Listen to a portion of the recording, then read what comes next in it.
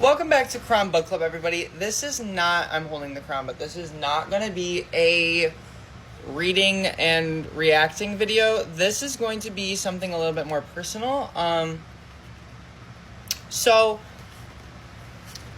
now that I feel like I have been immersed in this culture, in this religion, by the virtue of everybody being here, I thought that I would try to incorporate some teachings and ideas into my own life, some practices into my own life. I thought about perhaps trying to dress modestly for a week and seeing how that goes. I thought about trying to eat halal and just be as halal as possible for a week and seeing how that goes. But the first thing that I did, that was honestly a little surprising to me, was that I actually prayed the other night. A couple nights ago, I actually sat right here on my floor, outside looked right out my yearning window, and I got on the floor and I prayed.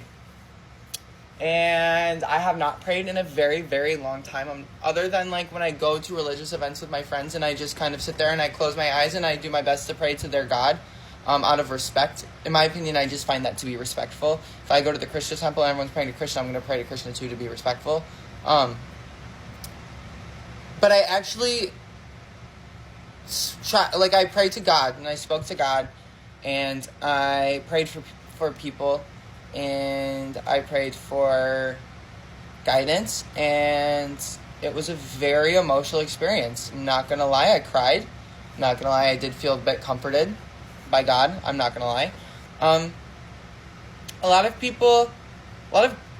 LGBT Muslims or closeted LGBT Muslims from all around the world have reached out to me with their stories. And I have been reading as many as I can, and they have been touching me very, very deeply. I have cried reading a lot of people's stories. I have sat and thought about my own life and my own environment and my own circumstances and how I live a much more... When I came out of the closet, I wasn't really scared that my family, at least my immediate family, like my mom and my sisters, I wasn't scared that they wouldn't accept me. I was scared. Obviously, I knew that I would lose some friends, but I wasn't scared about losing my entire support system. I wasn't scared about losing everything that life had laid out for me. In terms of, I wasn't scared about losing the ability to find love. I wasn't scared of the ability to be who I wanted to be openly. Because in America, although there is a lot of hatred and a lot of judgment towards LGBT people, it's still kind of seen as something that people do. And either you can hate it all you want, but you kind of have to deal with the fact that it's going to be there. And some people don't have that luxury. A lot of people told me that they gave up their religion to be LGBT. A lot of people said that they gave up being LGBT to keep their religion. I'm not judging anybody for their choices. Obviously, everyone knows the choice that I made.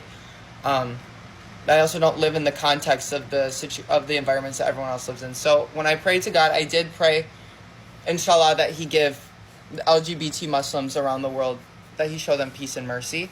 I think a lot of people are telling me that they're trying their best to live a good life, and that they're very lost and they're very confused and they don't really know what to think, and their relationship with God has become very strained because of what people are telling them to believe and what people are telling them is right and wrong. And I prayed that they all seek guidance and that they all find peace within themselves, and that, inshallah, Allah grant them mercy.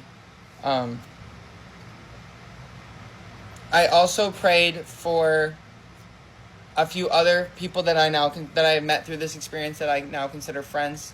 And I also prayed that, inshallah, Allah provides them guidance and allows them to continue on the path to the people that they want to be. I prayed for a good amount of time. It was not a quick 30-second, 2-minute long prayer. I sat there for a good time, not gonna lie, and I cried. I was thinking about all the people who have shared their experiences with me. And perhaps I'll pray more. I don't know. Praying is not something I've done in a long time, and when I do it, it's been I'm not gonna lie, it's kind of been a bit transactional. It's been a bit, God, I hope you let me get home safe, or God, if you do this, I'll go to church, or God, I just pray that you keep so and so safe. But never have I in a long time prayed so intimately. And I think even if I just picked up the Quran and read it, I don't think I would have prayed to God. I do think that everybody being immersed in this culture, I wanted to, immerse myself even more. And I don't know, I had a good experience praying. I don't know if I'd pray again. I might. I honestly might. I honestly probably will.